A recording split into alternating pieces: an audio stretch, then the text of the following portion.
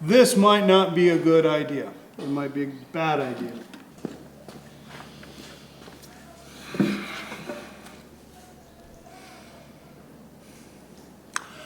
Well, welcome back to the Pit Stop Ranch. Today, we're going to be talking about Pale Horse, the car that's become much like the Rotson, the car that never fails to fail. What we have here is the ignition module for a Fox body multi-point fuel injected, sequential multi-point fuel injected 5.0 V8, along with the distributor. And like this is the distributor for those long-time viewers, all 6.5 of you.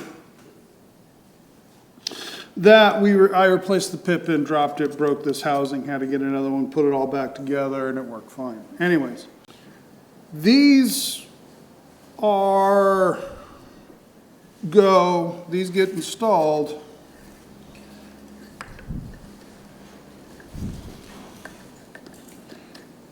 right here on the housing, gets plugged in. Now,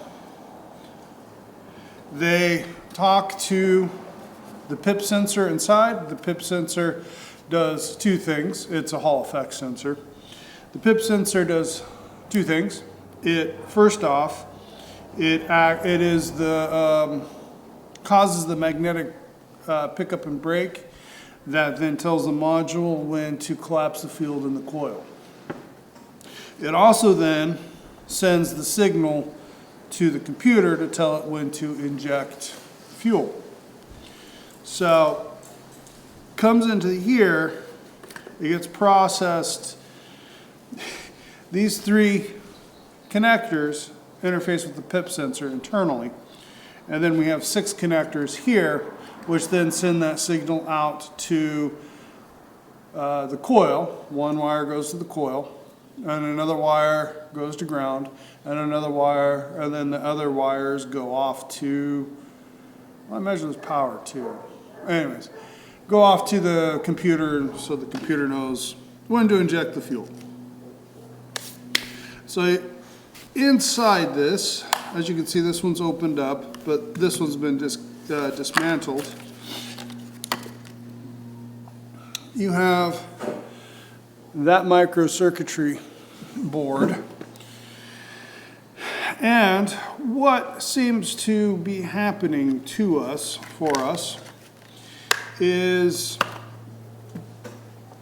we get one of these, we install it in the car runs great, until it doesn't, which is becoming depressingly quick. And, you know, we've tried different ones, and different ones have lasted different periods of time.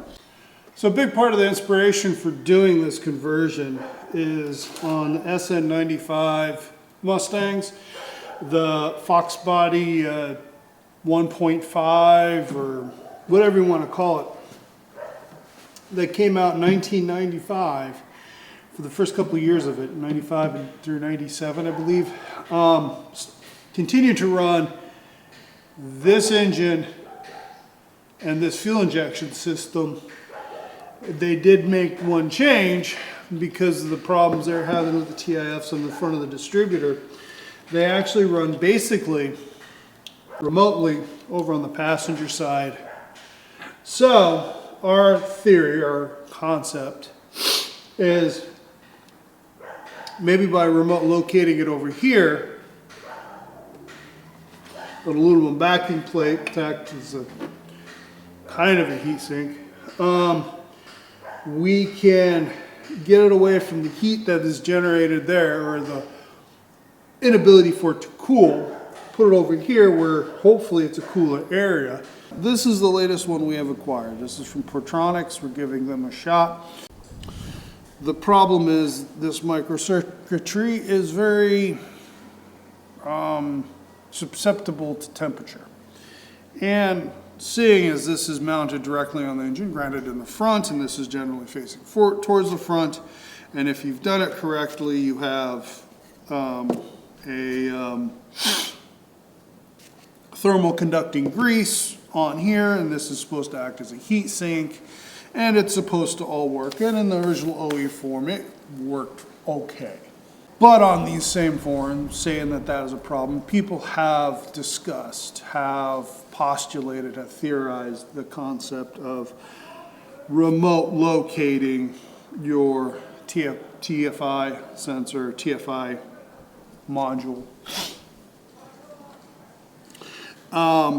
away from the engine, putting it on the fender over by the Steel Me Now terminal, so that it's in a little cooler area of the engine compartment, has a little better airflow in theory. And then run the wires out, the required 3 wires out of the distributor to these pins here, and then plug the rest of the harness into there. And the rest of the harness rewires, and I'll show you in a minute. Working through everything out, we went ahead and decided to take one of our bad ones, gut it, and see what's going on. And that's how we got a little microcircuit out of here, and we got this here. Doing the continuity tests on the terminals inside the module in here. To the pins on the outside, we have mapped which ones go to which. Then based upon that, we can go ahead and connect each one of these pins to an appropriate pin on that end, and then we can take a pigtail that is the same as the other one, plug it in here, route it around, and then plug it into these 3 terminals on this one here mounted on the fender. Then we're going to use a piece of aluminum here to mount it to, just a piece of aluminum angle, so that hopefully we can get the benefit, thermal benefit, of having a piece of aluminum there, and it can hopefully pull any heat generated inside this out. Now, it's not a true heat sink, because a heat sink should really have mass and surface area, and this really doesn't have either. So we got our 2 jumper wires soldered in here. 2 different colors, 2 different. New professionals out there, don't be judging my soldering job. Or do. Leave a comment down below. Anyways, so we got that part done. We can put plates back on. Alright, so that's glued on. We got all of our pins in, soldered up. I'm going to stab it in to the distributor. We have our wire harness here. We've run up underneath the manifold. We're trying to keep it away from the injectors so we don't inject the pulse signal on the injectors into these wires, causing a problem. If this thing doesn't run well, that is probably the most likely reason. Next step is we have our aluminum mount here, and we want to mount it thusly, taking advantage of the pre-existing holes in the strut tower. The downside of locating it over here is we're going to be right by the coil.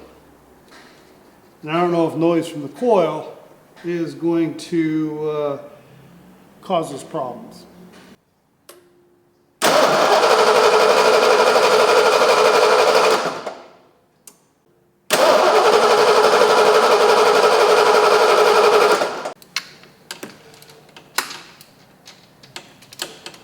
And again, it could be getting so much noise from everything else that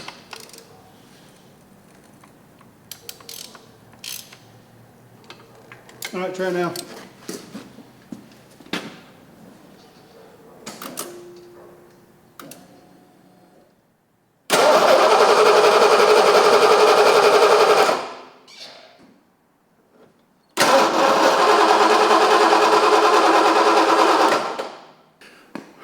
Well, that's really disappointing. A lot of potential reasons why it didn't work. We might have it wired wrong.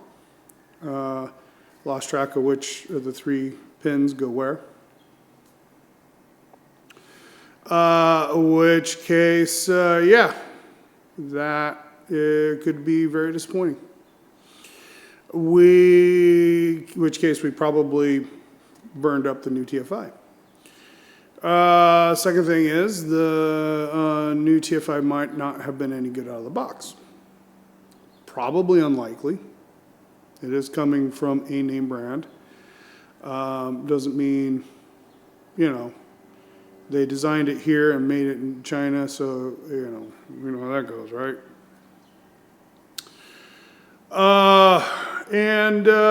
It could be, and what I'm most likely to believe is that, you know, it's giving power to and taking signal from the PIP sensor. It could be that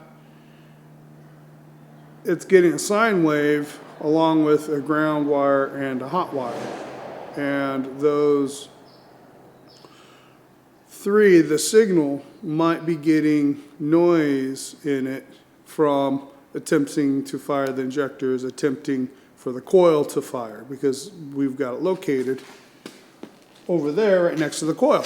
I think what we might do next is just go ahead and take out our little connection, take the TIF sensor, plug it in to the distributor, run the wire harness the way it's supposed to, plug it in, and then see if it fires. If that happens, we know TIF sensor is good, the PIP sensor is good. So that's what I'm going to do now.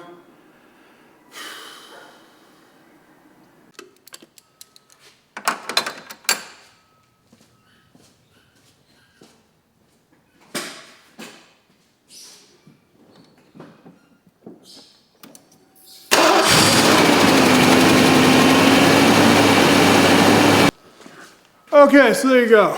We got the TFI back in its stock location. Moving it, we made a mistake, or too much noise is being introduced.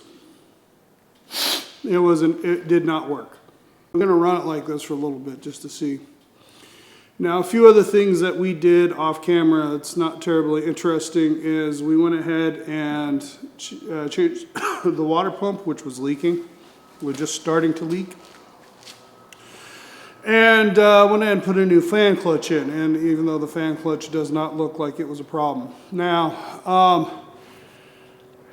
the water pump had been leaking long enough that it was only running about half full of coolant, which means there's a very good chance it was getting warmer than the gauge was indicating, which could be the reason why the other TIFs were burning out. Maybe. We're now in the cooler part of the year. Some places in the world refer to this as winter. It just means it's a little damp, and you know, I gotta wear long sleeves for around here. So driving this around a little bit now probably won't be much of a stressor. The big thing is we need to keep an eye on the coolant level, make sure it doesn't mysteriously go down again. Once again, fortunately we found the leak before and handled it. Put new belt, new hoses on as well, just because we want a nice thorough, let's eliminate as much as possible. We'll keep you tuned in. If anything goes wrong, you'll be notified right away, because we'll let you know. If you got something out of this video, if you enjoyed it, were you not entertained? please hit the like button. Helps us out a lot. If you haven't done this already and you wish to support us, hit the old subscribe button. And as always, have a hot rod-tastic day.